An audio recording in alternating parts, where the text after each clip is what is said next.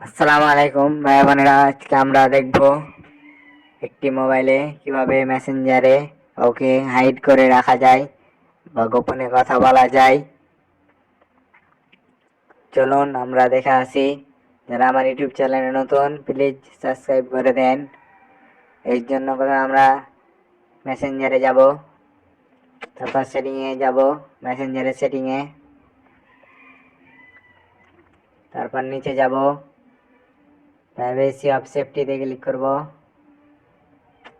তারপর আবার নিচে যাব, রিচেকটিং অ্যাকাউন্টসে ক্লিক করব, সার্চ করব যাকে হাইড করে রাখবেন তাকে নাম সার্চ করে রিচেকটিংয়ে ক্লিক করবেন, তাহলে হয়ে যাবে।